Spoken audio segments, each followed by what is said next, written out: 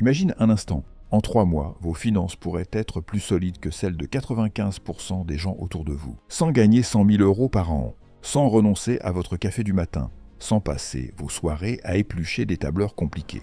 Juste en appliquant quelques principes simples, concrets, et surtout en connaissant enfin les vrais chiffres de votre argent. Parce qu'en réalité, ce qui ruine la plupart des finances, ce n'est pas un manque d'argent, c'est un manque de clarté. Beaucoup croient savoir combien ils dépensent, mais quand on regarde les relevés de compte, c'est souvent une autre histoire. Alors non, cette vidéo n'est pas un conseil en investissement, mais c'est peut-être le déclic dont tu avais besoin. Aujourd'hui, on va poser ensemble les bases concrètes de vos finances. Pas de grandes théories, pas de belles phrases vagues, des chiffres, des méthodes simples et surtout, un plan d'action réaliste.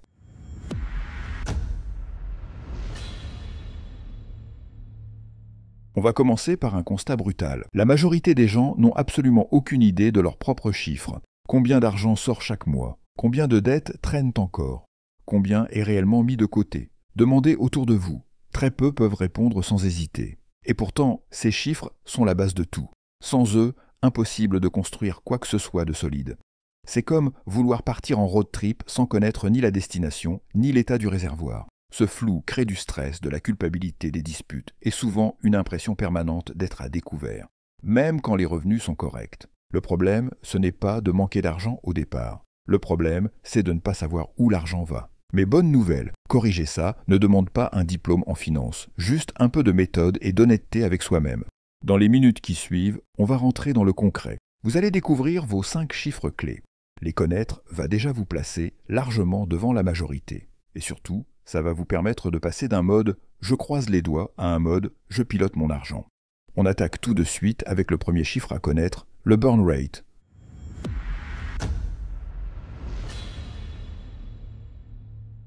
Le burn rate, c'est le point de départ de tout. En clair, c'est le montant total que vous dépensez chaque mois pour vivre.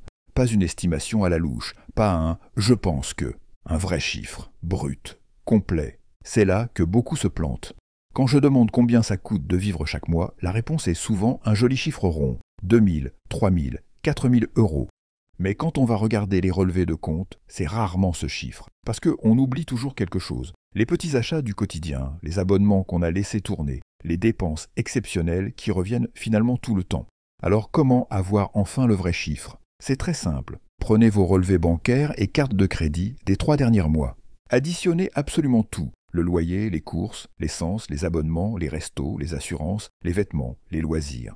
Même les cafés, même les péages, même le bouquet de fleurs offert à la dernière minute. Totalisez chaque mois. Puis faites la moyenne des 3.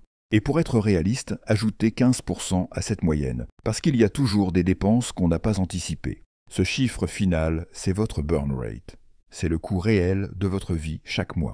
Sans ce chiffre, impossible de savoir si vous vivez au-dessus de vos moyens, si vous épargnez assez, ou si votre futur plan d'indépendance financière est réaliste. Avec ce chiffre, tout devient clair. Même si le résultat vous surprend un peu au départ, ce n'est pas grave. Ce qui compte, c'est d'avoir la vraie base pour construire la suite. Et justement, maintenant qu'on sait combien sort chaque mois, il est temps de regarder ce qui bloque la machine, les dettes.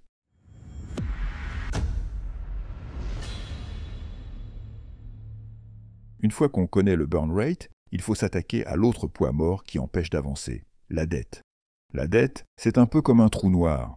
Tant qu'on ne la regarde pas en face, elle grossit tranquillement dans l'ombre. Mais dès qu'on éclaire la situation, on reprend le contrôle. Beaucoup connaissent vaguement le montant de leur crédit immobilier, mais souvent, le reste est flou. Les cartes de crédit, les crédits conso, le prêt auto, le découvert bancaire, les anciens prêts étudiants, parfois même des vieux crédits ouverts pour économiser 50 € sur un achat. Il faut tout mettre sur la table. Prenez une feuille, ou mieux, un simple tableau. Pour chaque dette, notez le montant total restant à rembourser, le taux d'intérêt, la mensualité minimale, et surtout la durée restante si vous continuez à payer juste le minimum. Si vous avez un crédit revolving à 27% d'intérêt, par exemple, vous pourriez mettre plusieurs décennies à le rembourser en payant juste le minimum. Mais une fois que les vrais chiffres sont là, vous pouvez agir. Prenons un exemple concret. Vous avez un crédit à la consommation avec 15 000 € de capital et un taux de 20%. En payant le minimum chaque mois, vous mettriez facilement 15 à 20 ans à solder cette dette. Mais en ajoutant seulement 100 € de plus chaque mois, vous pouvez diviser la durée de remboursement par 2 ou 3. Ce n'est plus un brouillard, c'est un plan. Un peu comme quand on va enfin chez le médecin après des années à éviter le sujet. Oui, parfois, le diagnostic fait peur, mais au moins, on sait, et surtout, on sait quoi faire. Face à la dette, l'inaction coûte extrêmement cher, mais l'action, même petite, permet de reprendre la main très vite. Maintenant qu'on a clarifié combien sort chaque mois et combien est encore à rembourser, on va voir ensemble comment commencer à épargner efficacement, même en partant de zéro.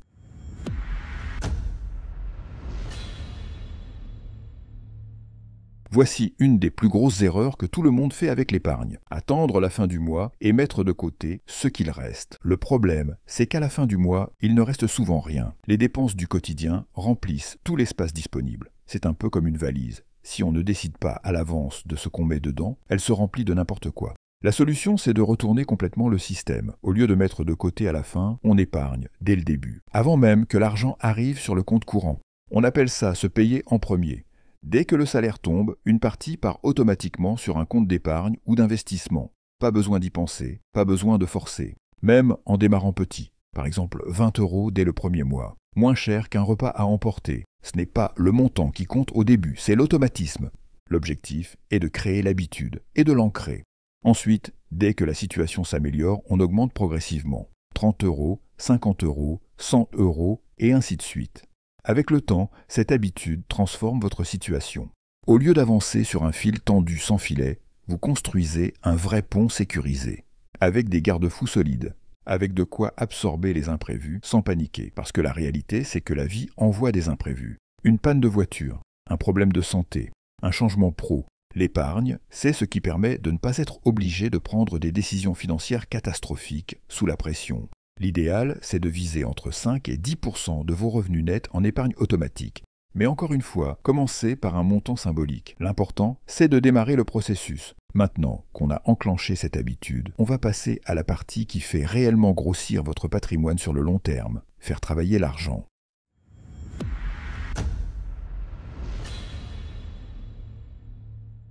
Travailler plus d'heures n'est pas une stratégie durable pour s'enrichir. En revanche, faire travailler l'argent à sa place, c'est là où tout commence à changer. L'objectif n'est pas de devenir trader ou expert en bourse, pas besoin de suivre les marchés tous les jours, ni d'essayer de deviner le prochain crack. La vraie richesse se construit sur un principe beaucoup plus simple, la régularité. Prenons un exemple. Vous commencez à investir 100 € par mois. Vous placez cet argent sur des supports diversifiés qui rapportent en moyenne 7% par an après inflation. Au bout de 40 ans, ces simples 100 € mensuels deviennent près de 250 000 €. Pas grâce à un coup de génie, juste grâce à la régularité et au temps. C'est l'effet boule de neige. Au début, ça avance lentement, mais au fil des années, les intérêts génèrent eux-mêmes des intérêts. Et la courbe d'enrichissement s'accélère. Le plus important, c'est de démarrer tôt, même avec de petits montants. L'idéal, c'est de viser 10% de vos revenus nets à investir chaque mois. Mais là encore, l'essentiel est de commencer. 20 €, 50 €, 100 €, peu importe. Ce qui compte, c'est de lancer la machine.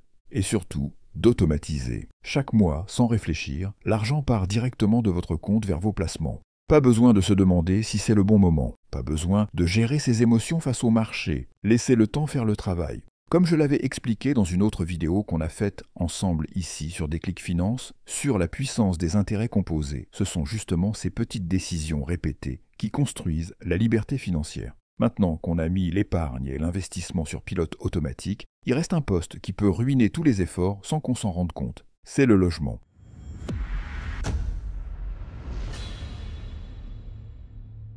C'est probablement le poste le plus sous-estimé par la majorité des gens. Beaucoup se prennent la tête à économiser 3 € sur un paquet de pâtes, à renégocier leur forfait téléphonique ou à annuler des abonnements à 10 €. Mais pendant ce temps-là, le vrai problème est ailleurs. Le logement dévore souvent une part énorme du budget. On va poser un chiffre simple. Si vous consacrez plus de 28% de votre revenu brut mensuel à votre logement, vous entrez dans ce qu'on appelle la zone rouge.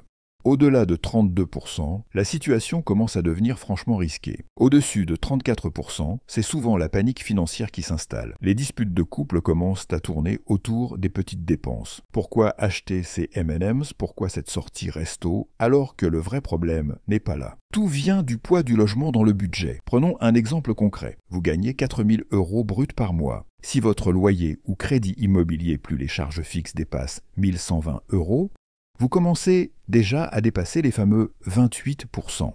Or, dans beaucoup de grandes villes françaises, cette limite est largement franchie. Et plus le logement absorbe une grosse part des revenus, plus il devient difficile d'épargner, d'investir et de respirer financièrement. Alors, comment réagir? D'abord, connaître votre ratio logement exact, loyer ou mensualité de crédit, charges, assurance, entretien, travaux, tout compris. Ensuite, réfléchir à des leviers.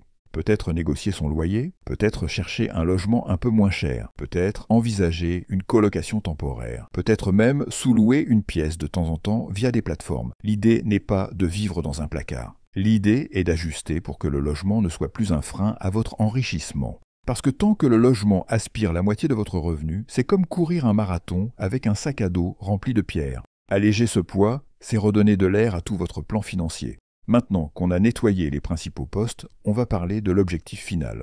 Le fameux point de bascule où l'argent travaille entièrement pour vous.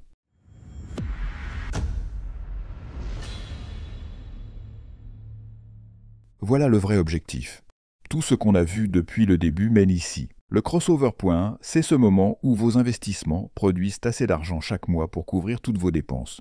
Autrement dit, travailler devient un choix, pas une obligation. Imaginez-vous ouvrir votre relevé bancaire un matin et voir que vos placements ont généré exactement ce dont vous avez besoin pour vivre, sans avoir besoin d'un salaire. C'est ça, le crossover point. Alors comment le calculer? D'abord, il faut connaître votre burn rate. Combien il vous faut chaque mois pour vivre confortablement? Par exemple, 3 000 € par mois. Ce chiffre devient votre objectif de revenu passif.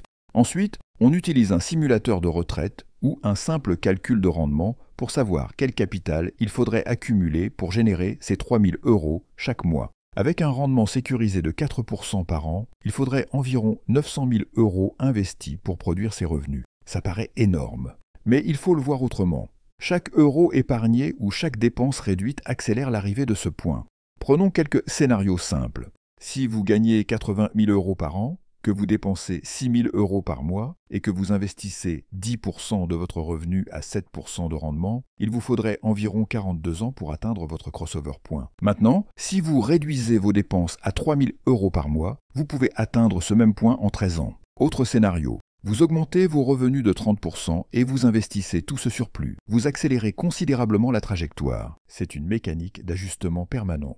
Plus vous baissez vos dépenses intelligemment, plus vous augmentez vos revenus avec stratégie, plus vous investissez régulièrement et plus le crossover point s'approche. Ce n'est pas de la magie, ce sont des calculs très concrets, basés sur vos vrais chiffres. Et c'est là que vous comprenez l'intérêt de toute la démarche qu'on vient de faire ensemble.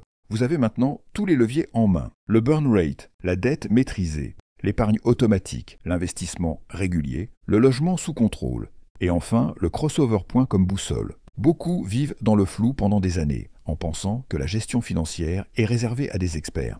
La vérité, c'est que la différence se joue rarement sur des connaissances compliquées. Elle se joue sur la clarté, la méthode et la régularité. Même en appliquant seulement 50% de ce qu'on a vu aujourd'hui, vous serez déjà largement devant la majorité. Surtout, vous allez transformer votre rapport à l'argent. L'argent ne sera plus une source de stress permanent.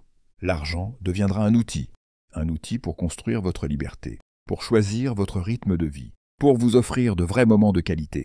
Maintenant, le vrai défi commence. Prenez 1 heure, asseyez-vous avec vos relevés de compte. Posez vos vrais chiffres sur le papier, parce que entre continuer à espérer et décider d'agir, il y a exactement un tableau Excel de différence.